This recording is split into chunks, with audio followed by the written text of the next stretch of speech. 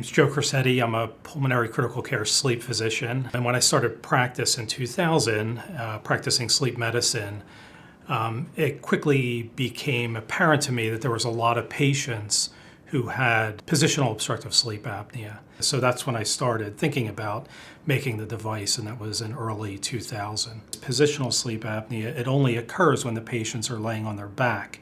And when they lay on their sides or their stomach, the sleep apnea is resolved. The main treatment for sleep apnea is CPAP, and that stands for continuous positive airway pressure.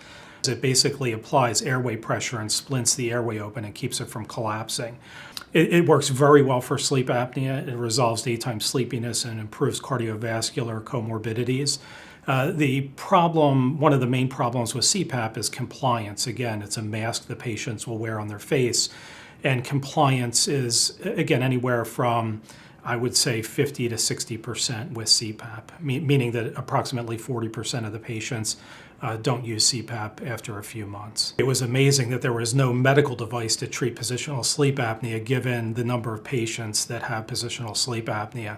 We really started with nothing. We started with a concept of, how do we keep patients off their back when they're sleeping? So we had to design a device that prevented patients from laying on their back. So one of the wonderful things about Zzoma, there's no mask interface with Zzoma.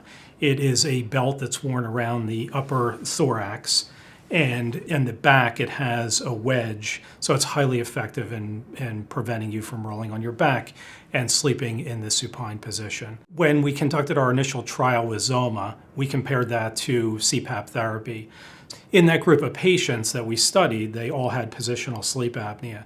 So when they wore Zzoma for the night, it had the same effect, meaning that when they wore the Zzoma, their index went from about 30 breathing events an hour down to about 2 breathing events an hour. There was also improvement in sleep architecture, and that would predict the sleep quality is just as good with Zzoma compared to CPAP. One of the benefits of Zzoma, or diagnosing positional sleep apnea, is it's usually a precise diagnosis, so there's no guessing that the patient has positional sleep apnea.